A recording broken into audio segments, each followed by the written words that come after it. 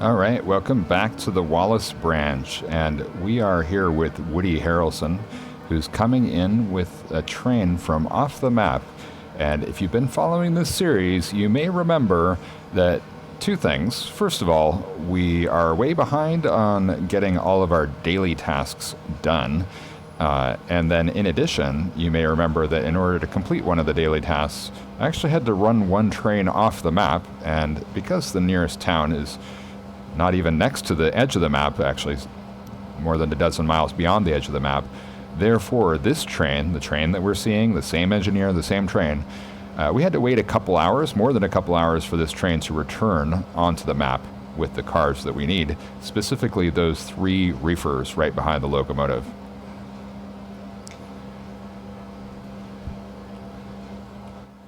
So yeah, this is Woody Harrelson.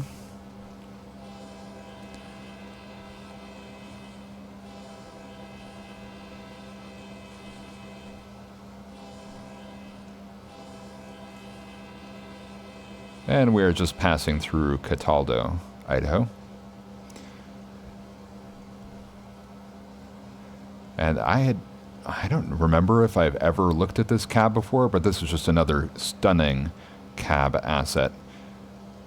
Now, in one of my earlier episodes, I just had a comment from somebody who mentioned that some of the Union Pacific assets that I've been using are perhaps rebadged or repainted from Southern Pacific engines after the merger, late 90s, between Southern Pacific and Union Pacific.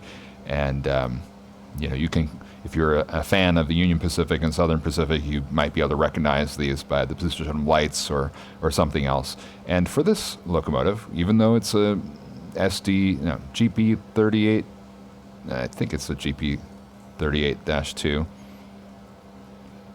even though that was manufactured in the late 60s, early 70s, mid 70s, nevertheless, on the exterior of this locomotive, there is very clearly a current era decal applied, indicating that it's capable of remote operations. So for this locomotive, as well as the SW 1500, maybe a couple of the other locomotives on the route, yeah, there might be this issue that it's an asset which I just got from the DLS or maybe from a package route, and I'm using it.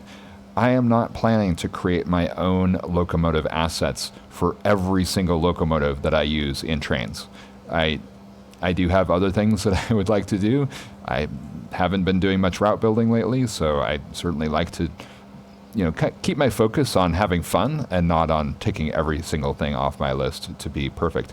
But on the other hand, I am very sympathetic to the person who mentioned this, because essentially, if you're interested in trains, if you like trains, chances are you are a stickler for detail. If you're not a stickler for detail, I don't think that you would stick with this hobby for very long, because most people who are involved in it are so interested in those little historical details.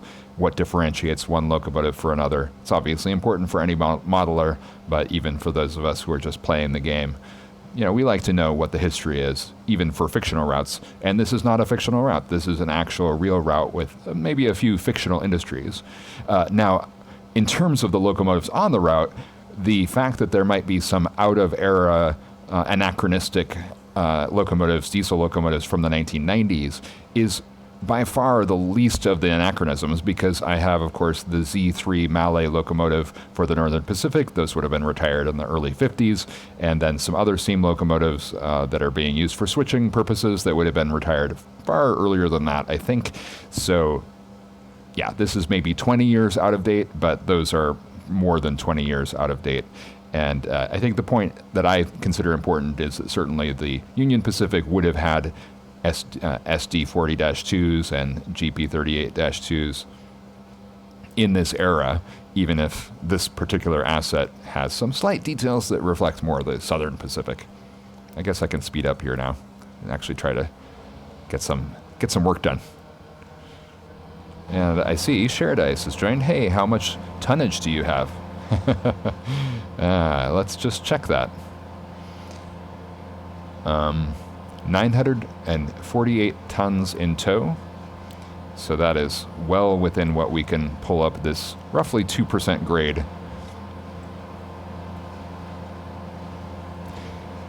So we're bringing fruit, and then we're, I believe, bringing all the rest of the boxcars here are just empty. And there could have been more. I should have brought in more, but yeah, we don't need to bring in more right now. So I'm going to pause this, and I'm going to put this train onto automatic pilot. Just pausing it because of the. I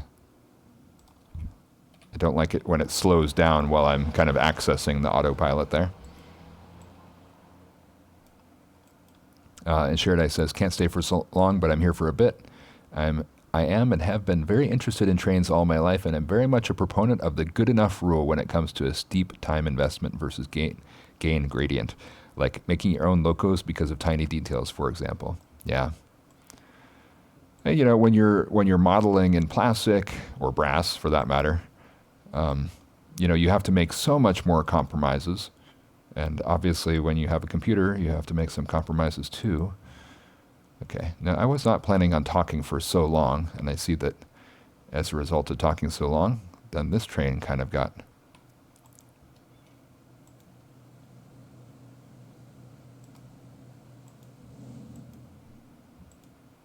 So that is the sand train, and our sand train needs to go to Wallace, but needs to stop by at really adjacent to Wallace is Silverton. And I think that we can probably even instruct it next to just drive to Silverton. Silverton Bottle Track 1. But I think I need to look for another track mark before then, probably. Is there another track mark, or do I not have track marks showing? Possibly I do not have track marks showing. Markers? Okay, here we go. So Kellogg East Lead. I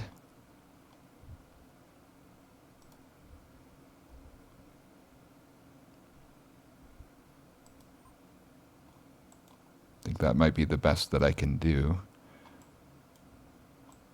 And my goal is to eventually transition to be looking more closely at trains. But, yeah.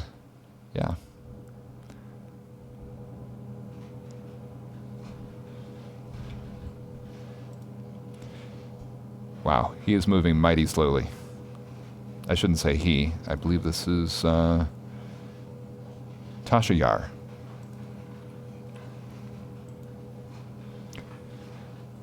Okay, so priority is to get the general goods on the way. That is Alan Alda coming from, the Woody coming with fruit and boxcars. And next was to get the sand train underway to Silverton. Okay, I'm going to delete this task. Okay, so we're back with Alan Alda, and Alan Alda is bringing our general goods. So of the four daily tasks, 2 are not completed yet. One of which is Alan Alda here with these general goods. Very short train, and it may seem a little bit ridiculous to be running these short trains, but it's for a reason, which is that we have to get this task done today. And Alan Alda, on his way back, is going to be picking up some scrap cars in Kellogg. So it's not going to be just this train. There goes a very anachronistic car passing us.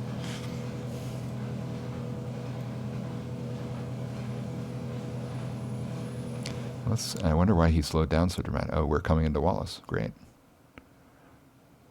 So then the question is, where will we meet the other train? We don't want to get... There's a lot of single track, but I think we could plausibly get to track 2 west for Osborne as a better place to pass.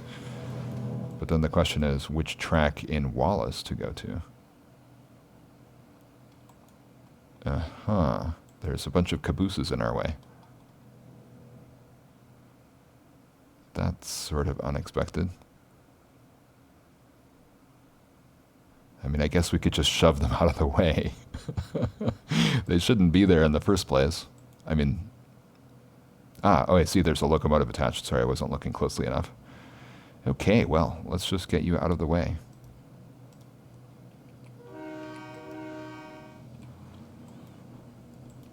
Alan Alda on autopilot is not going to just suddenly ram into the back of us, I hope. are we with here? I really should have like a cheat sheet written down in front of me or in front of me to say all the names. Eric Rodman.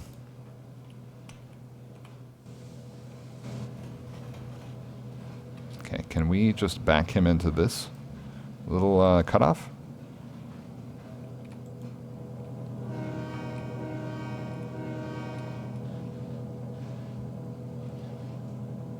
And I see a little in the corner there. We see that there's actually an unloading task going on behind us.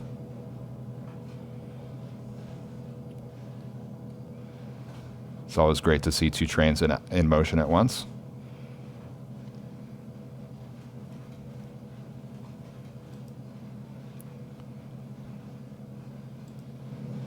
Okay, this is a much better place to stash this locomotive than the other track. Okay, I see we have some other cabooses hanging out over here, but they're not in the way, so good. So Alan Alda is slowing down alarmingly. Looks like stopping. And I'm getting a lot of lag, more than I usually do get on this route. These tracks are looking pretty clear.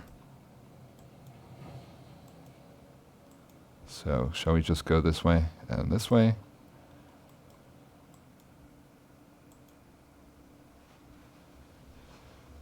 Okay, so this looks good.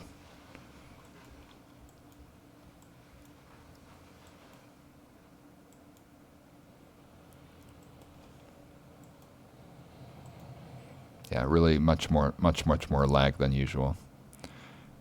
And I'm going to attribute that partly to streaming. Now, since we are here, I know I like to jump around and look at my spreadsheet for what are the priorities. But we do actually have a task that's right over here. Okay, there's already a locomotive over here as well. So just managing this locomotive. Oh, there's no driver?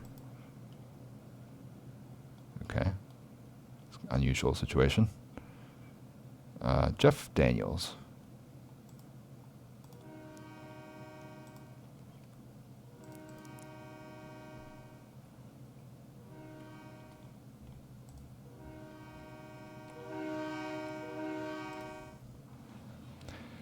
So we just need to collect these ore cars that are all filled up now. Now I'm going to pause it. I see that the emptying of ore cars that I was monitoring over in the corner there, that has seemingly stopped. So I want to make sure that we don't have a situation over here in Kellogg. So let's just take a look at the loads here. Yes, everything has been emptied here. So I think Amy Yumi, we're going to stop this train right now, and then we're going to go rushing right back to Jeff Daniels.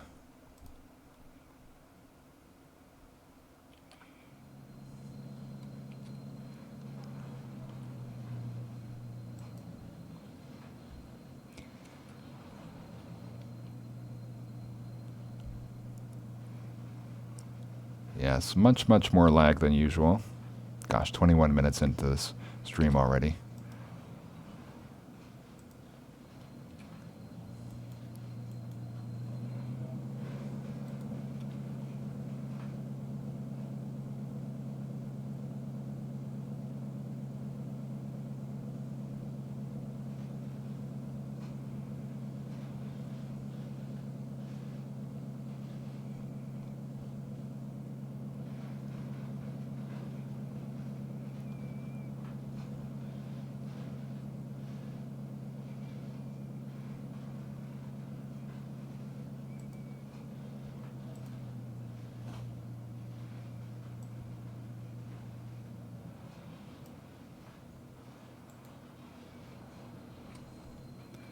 Okay, let's just get fully...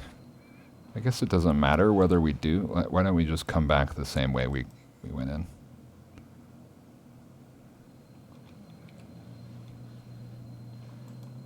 Right, check this switch back here to get back on. Right, that's good. this is now good, and this is good. So if we just bring you into the Wallace yard, that should be good enough. Navigate via Wallace. Let's go Wallace NP main. Wallace. Yeah, I think NP main, I guess, is what I'm leaning towards right now. Let's see where our Malay has reached, because the NP local is definitely a priority. Yes, another very short train.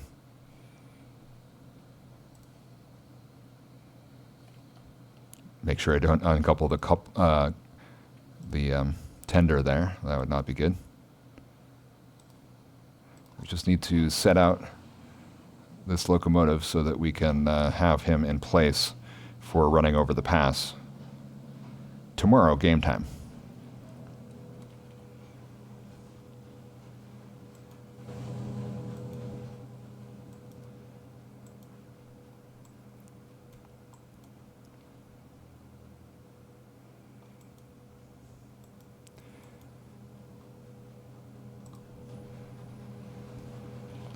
Going a little fast for this operation, I would say.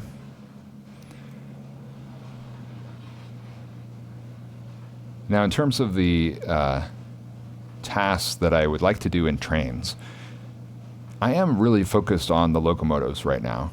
And I guess I'm a collector at heart.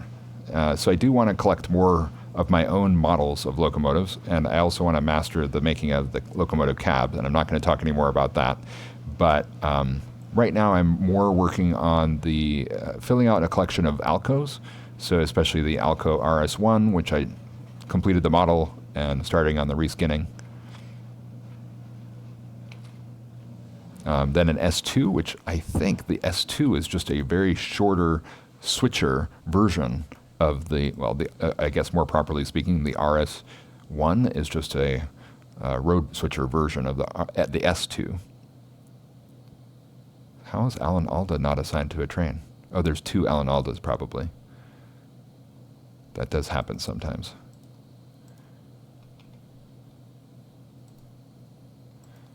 So yeah, the S2 is going to be my next task. I just threw a switch there. I wonder which one that was. Must have been this one. And then I do think I will do the... Way too fast. It's amazing the acceleration on this when it's all by itself. And then I think I will do the RS11. So then there will be a total of... Well, let's see. There's RS1, RS2, RS3 that I have already done. And then I'll have 2 additionally. So 5 overall.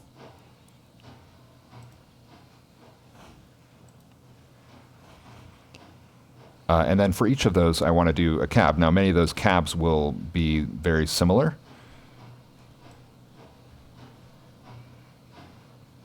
But I haven't managed to complete any cabs yet. So those would all be the priorities way ahead of doing anything more on the Union Pacific for this route. So I'm not putting that on my list as even an ambition at this point.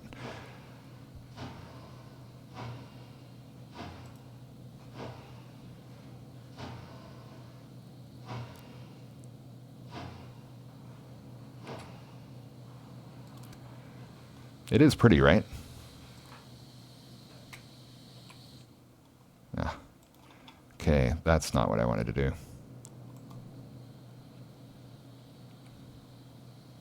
There we go.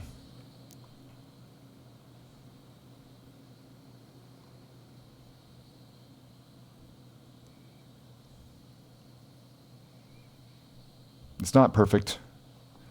I do plan to do further work, so this is something that is on my list. I do need to do further work on this before I could ever consider releasing this. But I think it's pretty nice. And, it's one of those things where when you're stuck on something, if you get stuck at a point where you're really happy with what you've got already, that motivates you to get unstuck, I guess. Whereas when you get stuck where you're like, Oh, I can't use this. I can't look at this. I can't brag about it. I just don't know how to proceed to the next step. That's when it's really frustrating. So I've had a few of those moments in trains recently where I've been stuck, where I hadn't reached any nice stopping point, where I felt, and where I was stuck with something that I really didn't see how I could ask for help either. Yeah. Oh, Sheriday says, I agree that's a much better place to mustache that locomotive. Sheriday says, but don't you know that every tender must fly the nest at some point in its life? I know it's hard to let go. But you do need to decouple it. It'll be painful, but it's what's best for it. Sheriday says, it's pretty, I'd even say. Thank you.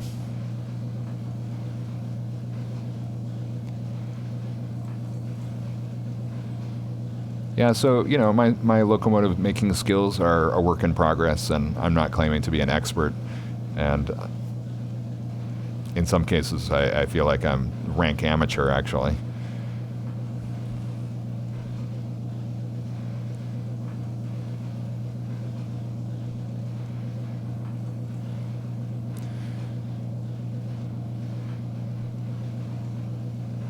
But practice, practice.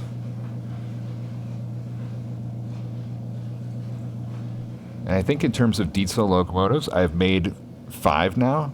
So the fact that I want to make 3 more, like on my official list. Of course, my official list didn't originally include those locomotives because I was only making a list for the Wallace branch.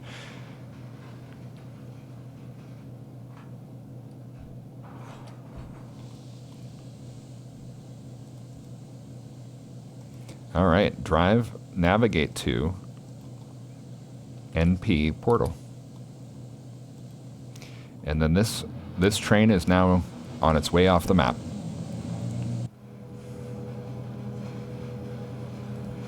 Okay, so Alan Alda is going to Osborne Track 2. And now's the time when I want to check to see where Woody Harrelson has gotten. So Woody Harrelson apparently got stuck. What about Tasha Yar? Tasha Yar got stuck. Wow.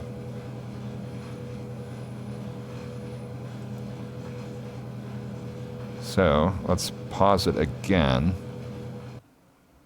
No, so he didn't get stuck. He was just not programmed. Osborne, Maine, east. Let's see if now you get unstuck. I had been assuming that... what the heck?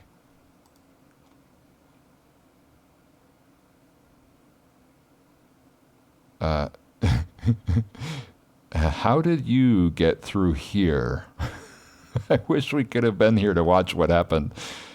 Is it possible that she drove up this spur track to let him past?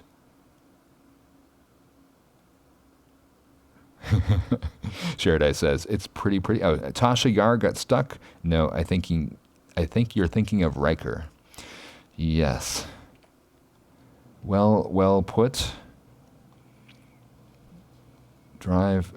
Okay, can Tasha Yar drive via Smelter Yard Track 3? That's right in front of you.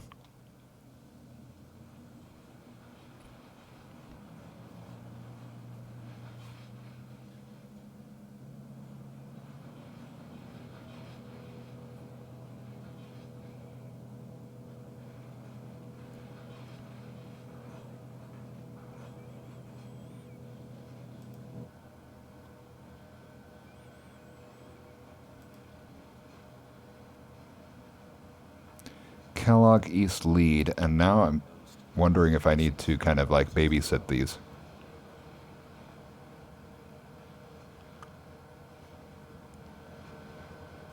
Detector milepost 96.0, no defects, total axles 2, 4, train speed 30 mph. Tell you what, let's stop this locomotive and let's let the train for Silverton go first.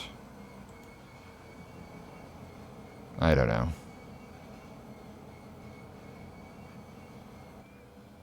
And I'm pulling forward again because somehow I had forgotten to put a caboose on the end when I set this train out. But all our trains need to have cabooses unless they're passing only, they're only doing a switching task within 1 yard or within 1 town. So that was just a mistake when I put the train together. I did look back to see if there had been a derailment because of that weird situation with Tasha Yar.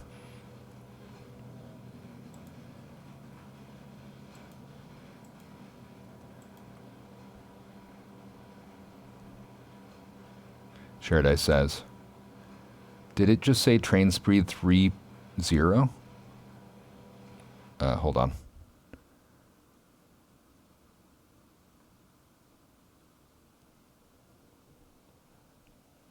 I don't know what you're talking about. Are you talking about the hotbox detector? Okay, did I not stop that soon enough? Probably not. Yeah, I wasn't listening, but it might have been going very slowly. But if it could have been going 20. Because that was the hotbox detector at Saltese. And if you remember, we just sent Waza out of Saltese, so he would have just gotten started by the time he hit that hotbox detector. So Waza may have been going quite slowly. Defect detector, yep. Okay, there's another 2 trains in action moment, which we like. Okay, drop the caboose.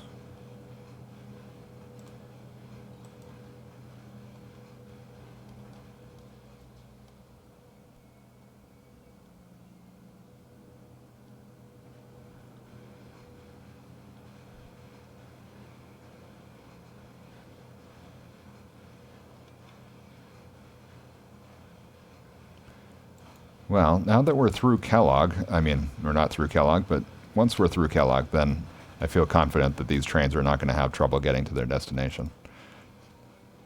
You know, tell you what, let's just leave these cars here. Oh no, we have to pick the caboose. Sorry.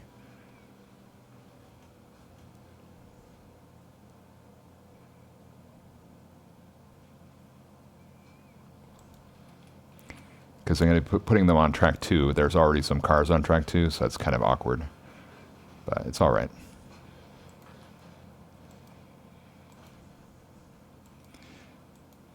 And I put a lot of thought into both of the 2 routes that I've been operating on recently, into thinking about where the car's destinations should be. And in these cases, I actually tried to read as much as I could about the actual industries themselves, like where physically in the U.S. would they have been sending their cars. And, you know, that's like details that you usually would not be able to find. But I am just assuming that for the smelter, it is located on the Union Pacific. It would mostly be sending its cars to the west. In other words, not into Wallace, but off the map to the west. However, there definitely are some mines on the route that, despite their geography, they would have sent their loads not to the smelter, but across the Lookout Pass and east to Helena, Montana.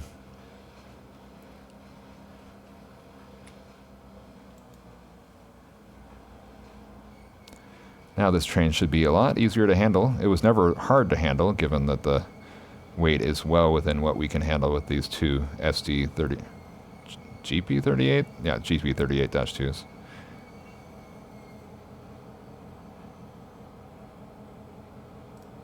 Decouple, go forward.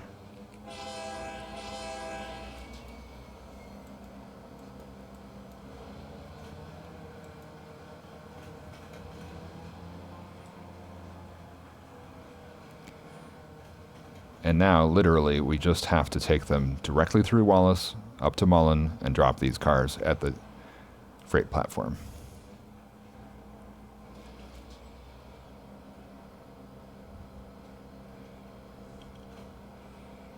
Now, I did not actually verbalize where we are on the task list, but of course I do have the task list open here. And we have currently 46 tasks total that would be played through in this session. And I see, quick calculation, We have completed 8 tasks, and 15 tasks are underway in some form. Okay, Kellogg East lead, and Mullan continue schedule. Osborne East, and then go to Wallace and P Main. All right, we are back. So what else to do? I think stay in this area and pop back up to our train at the smelter. And the easiest thing is just to advance progress on this train.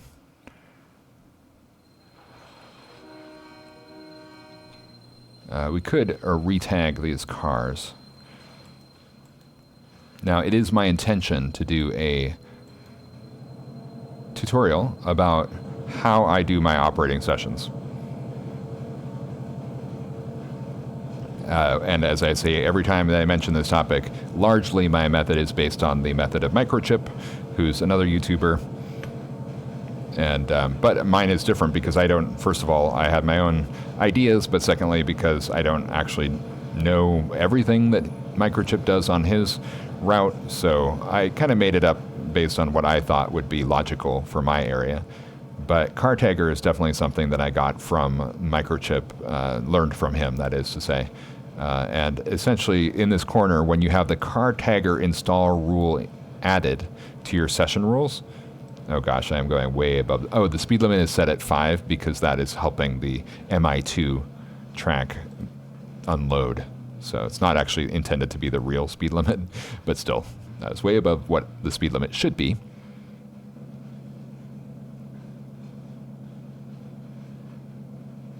Okay, so this car tagger rule, when it's installed, then as you click on an engineer, like if I click the X here and close that box, well, maybe if I went to another train, okay, let me just go to 4 and then click on the train, then it reappears.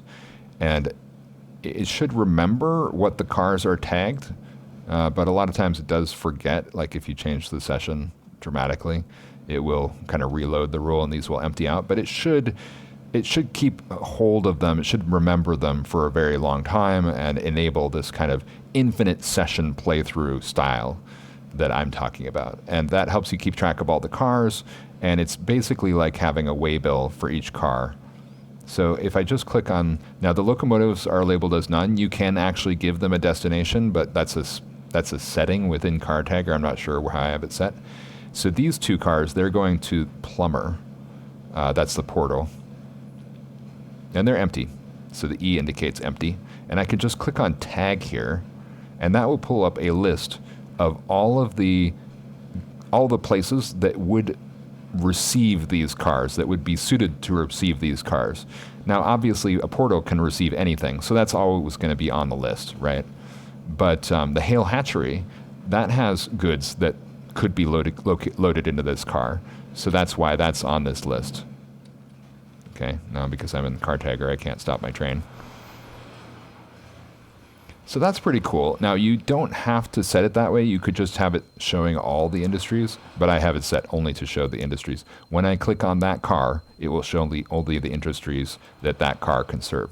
Now, let's just say you can see here 100% in green there for Hale Hatchery and Haugen Brewery, and that's reflecting. I just heard a horn back there, wondering who's gotten to where. But anyway, I'm going to resist the temptation to look. So the reason why that 100% is green is because those are producing industries, and their queue is totally full of that good. So they're totally ready to receive these cars. Now, in reality, that's not a task that is on my spreadsheet, so it's not actually relevant to anything that I'm doing on the route. But if those queues were empty, if they didn't have any of that good right now, then that would be 0 and it would be red. And that would be sort of an indication like, well, you don't need to send the car there.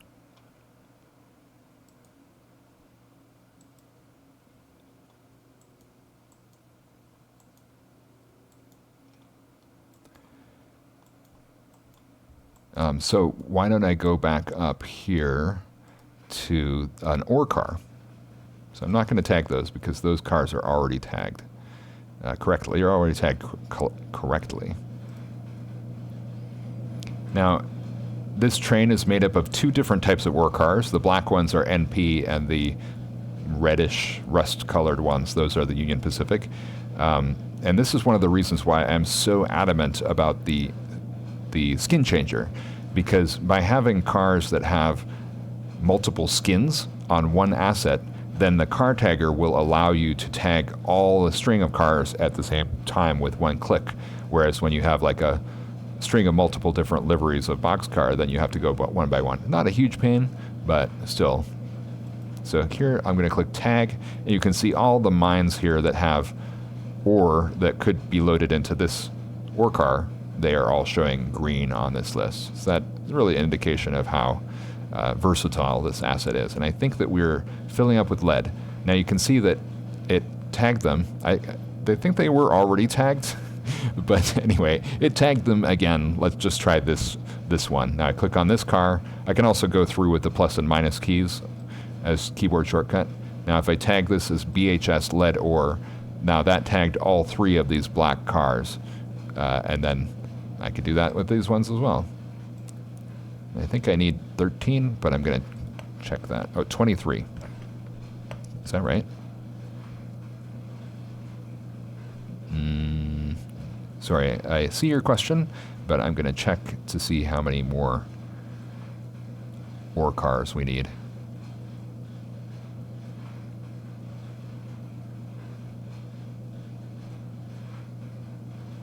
Oh yeah, I was right. It's 13. Oh, okay. I was looking at the wrong.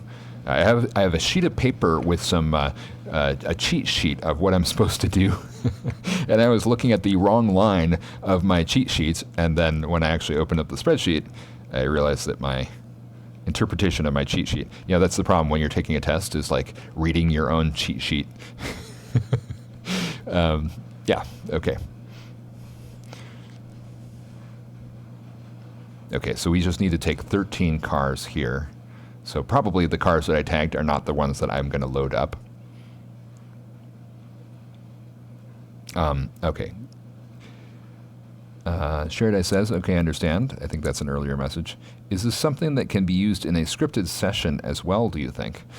I don't see exactly how it would be used in a scripted session, because in the session setup, you can't tag the cars.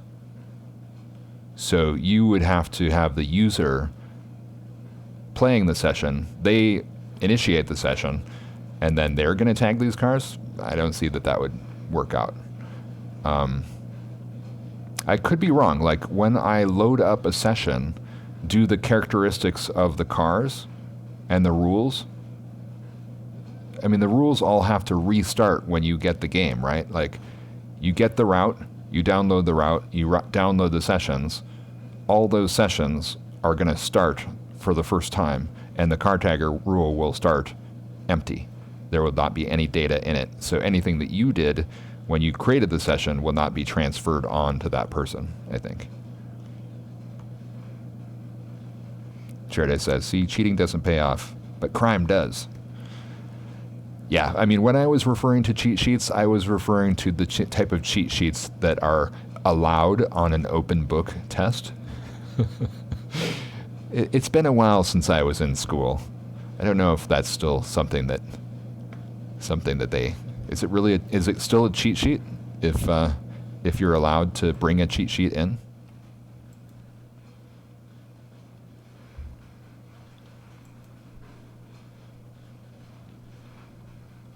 Okay, I think we can accelerate a little bit, but I'm gonna check the switches, because we're not going far. Here. It just came this way, but of course, here. I can't remember if it's here or the other one. I think it's actually not here. Here and then here. Yeah, that one is.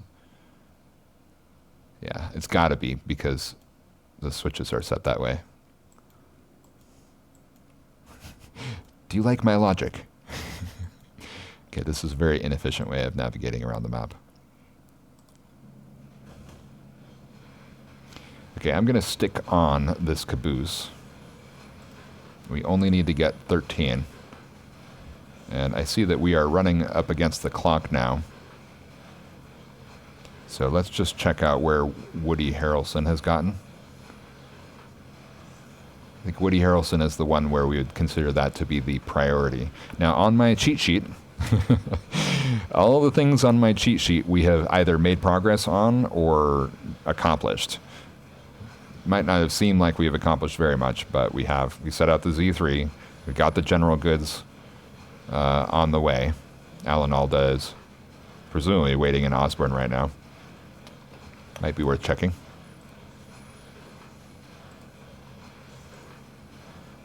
Yes, Alan Alda is sitting in Osborne. Which means Amy Yumi should also be... Oh, this is Amy Yumi, sorry. I should have been looking at Tasha Yar. Okay, so Tasha Yar should be ahead of Woody Harrelson. Yes, that's correct. They are back to back. So it will be worth paying attention.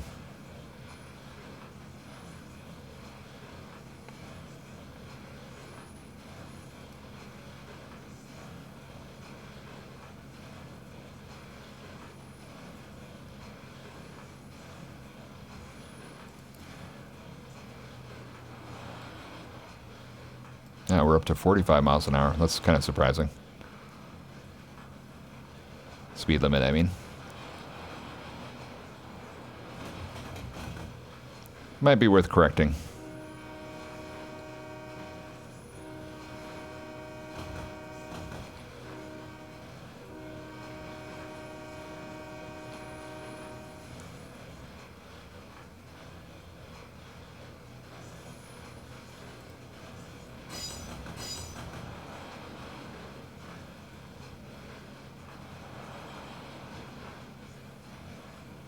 I'm scanning with my eagle eye for any floating buildings here. This is an area where it was tough to get everything right, given the slopes and the density of structures. Okay, now that we're almost here, can't do autopilot because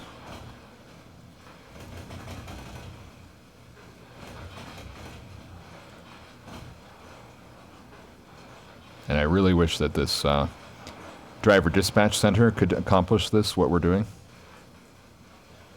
Yeah, I wonder why these guys are going so slowly, though. Tasha Yar, I thought Tasha Yar would be at Osborne by now.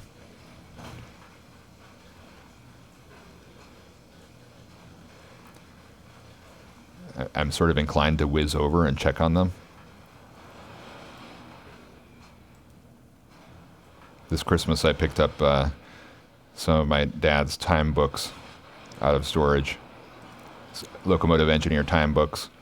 And for most trips he didn't make any marginal notes, but for one trip he made a little marginal note where he said that they were passing through this little town in North Dakota and message was hooped up.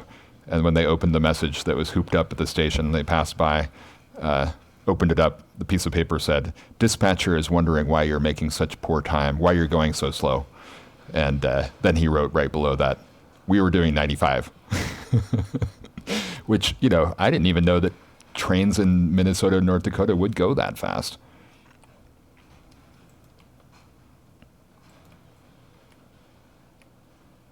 All right, the Multi-Industry 2 in action.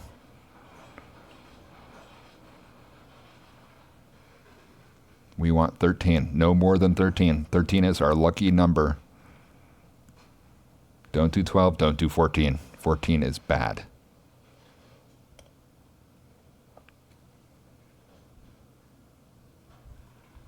Sharedai says, trains go at half speed if the next signal is not clear. So if it's at yellow, as the game sees, they will go at 50% speed. Yeah, I did know that.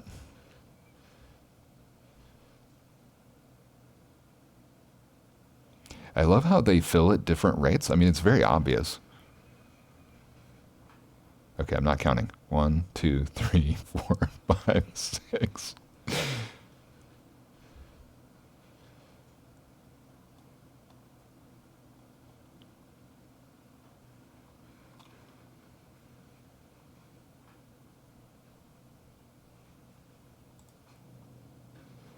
All right, this car. This is the car.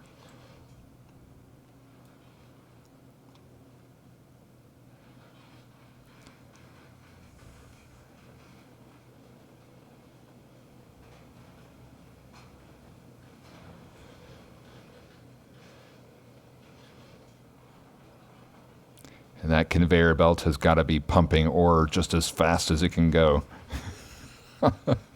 There's no way that they could fill up these cars this quickly. But it's a nod towards realism. Like, it's possible that cars could be filled while moving, I think. Don't really know. Okay, we're right at the threshold. Oh, what happened there?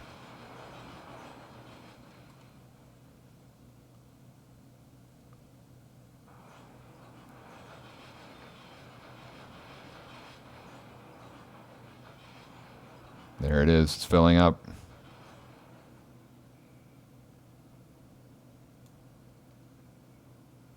Now, as I said in my tutorial, if you do particle effects, it doesn't look good. And I think that there's some bug. I didn't want to report this in the tutorial because I wasn't sure. But I think there might be some bug where changing the radius of the particle effects didn't help. So I was thinking like, oh, well, just make the particle effects so that there's just a gigantic cloud and you can't see what's happening. But that didn't seem to really work. Okay, Amy Yumi, you can go back and we can save the game. You are stuck. I have no doubt it's because there's a train in front of you. And there's 3 tracks here that we could use. So there's no way that we're going to get stuck here. There's actually 4 tracks, but... So it's actually Tasha Yar here.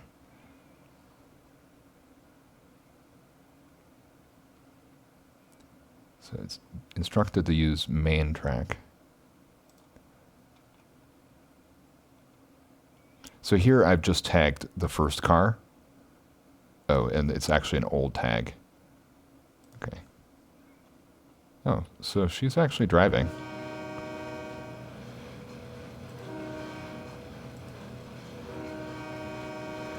So Silverton sand track. And now you can see here we have the opposite situation where the sand track is green at 5%, indicating that it wants to receive sand, right? So yeah, we're going to the Silverton sand track. One of the issues that I have with Car Tagger is the way it's formatted. You cannot adjust the widths of any of these tables, and it seems to adjust itself automatically in a very strange way that I can't figure out. I have tried to actually, for some of the assets that I created, I have actually gone and changed their names so that the name is slightly shorter. So this multi-road hopper is looking actually relatively okay. But let me go in and tag that, and I think it's gonna not look okay after I tag it. We'll see. Yeah, it's all right. But ideally, I would like the car tagger to be somehow possible to expand to the right, like normal window would be able to. But as I understand, car tagger, whatever car tagger is, because the car tagger 22 doesn't work, so this is the car tagger TRS 19. That's the one that we're stuck with, I think. Oh, sorry. Shirday says, no, the car, gasp. I mean, modern train cars are loading while moving. Oh, there's a YouTube link. Excellent. Every time you mention Tasha, I get a little pang of sadness. Yeah, I know. I mean, it's both a pang of sadness for that episode, and then the fact that Denise Crosby chose to leave Star Trek, like she wasn't satisfied. That's also a little strange, although obviously she came back and changed her mind completely. And some of the later episodes of Star Trek were actually had to be rewritten because her character had been in mind. But it was her decision to die. Of course, if you're an actor, you want to die, not just retire. Okay, this is proceeding marvelously so far. We're a little over time, but I think we wasted a few minutes in there. So we can go a few more minutes. It's not an iron rule that the episode can only be an hour. We're stuck at a red block, so I think we're going to be prototypical here and just stay stuck at the red block until that clears. This train is obviously just sitting at that track mark. Now you get to explore a little route with me where I can't really remember where I put the different block signals, but I would have hoped that I would put one over here, relatively close. I mean, I'm sure there is one coming up.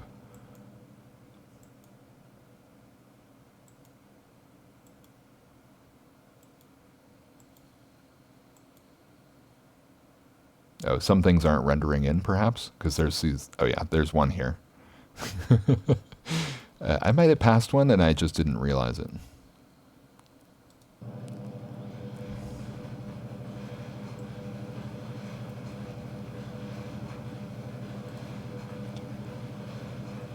Okay, we're looking good. I think we should be able to unload all these cars at the Silverton track, because we only have to unload half this train, or slightly more than half. So that's easily going to fit there, and then we can move along back to Wallace. But I'm going to take control, and we're going to continue on. Continue on through the yellow signal.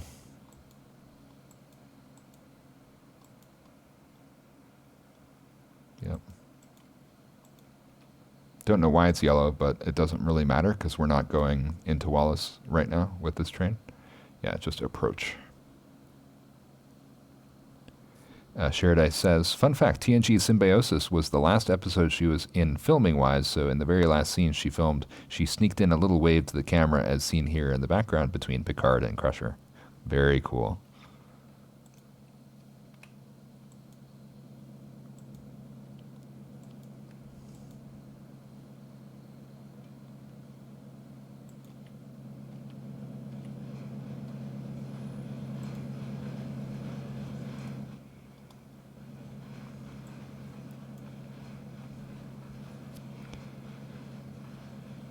And my understanding is that Patrick Stewart lives in my area, so I do keep an eye out a little bit. I'm really bad at recognizing famous people in general, even when like they're being followed around by TV cameras and a crowd of people. I'll be like, who's that person?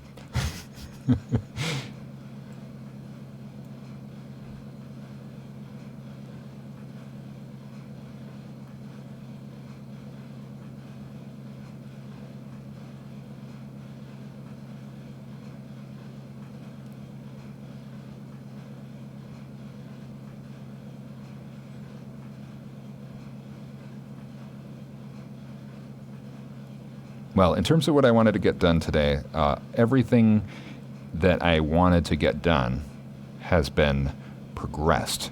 But I really thought that we would actually have been able to get those general goods trains into Mullan by now. Because now it is almost, yeah, it is almost coming on 3:30. So that's actually the stop time for this video. 9 more minutes. And the target always for the Wallace branch is to stop operations at 4 o'clock. So in fact, we have 40 minutes, but obviously there's just no way that we're going to get all the day tasks done within that time. Which raises the question, what to do then? And I think the answer potentially is that we call the end of the day for operations purposes, not 4 o'clock. We call it when the last local train leaves the map. And in this case, that is Alan Alda, who is sitting in Osborne. And Alan Alda certainly has the potential to leave the map by 4 o'clock. So when that happens, even if the fruit has not been delivered to Mullan, we'll call it as the end of the day.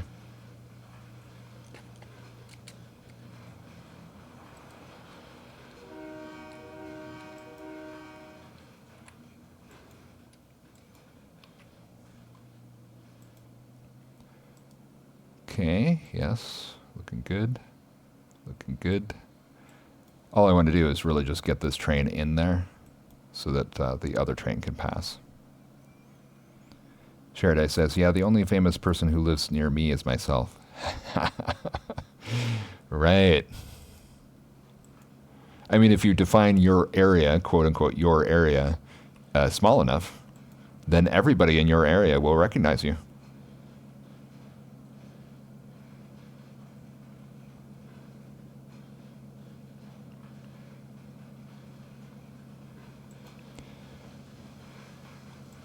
Yes, little pedantic reductio ad absurdum. I find them very appealing. I am not one who stands athwart history saying stop to any pedantic or reductio ad absurdum statements.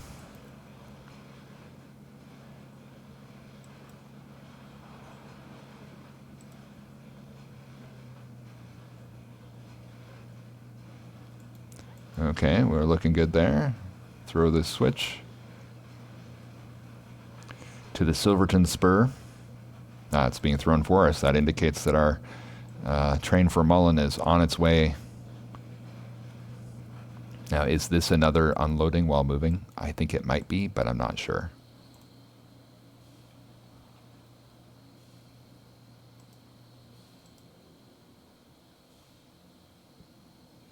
And it will notify you. It will complain when you go through too quickly. But the problem is that once you've gone in through too quickly, it's already too late.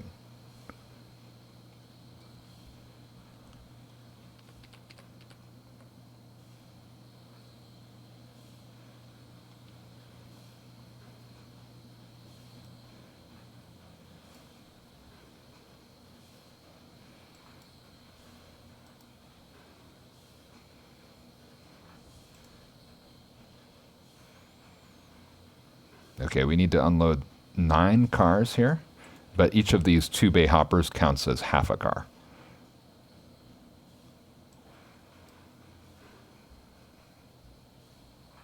Okay, I don't see any unloading going on, so I'm going to assume we actually have to stop.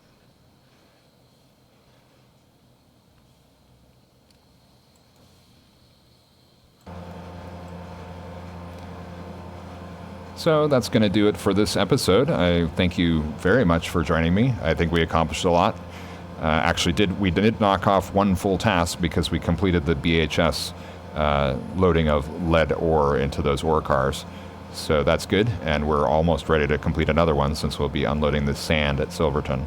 So that's probably pretty good progress. More importantly, of course, is progressing other tasks and then actually completing the always challenging task of getting all the daily jobs done. So I think we are going to be able to get the daily jobs done. I feel confident. It's only like 15 miles between Wallace and Mullan, and then surely our local train heading off the map. Actually, we have just a couple more minutes before the deadline. Why don't I just actually get the instructions transmitted, and then we can assume that this is definitely going to be completed. But we actually do have to pick up the scraps. So let's have this train navigate to Kellogg East Lead. Very good.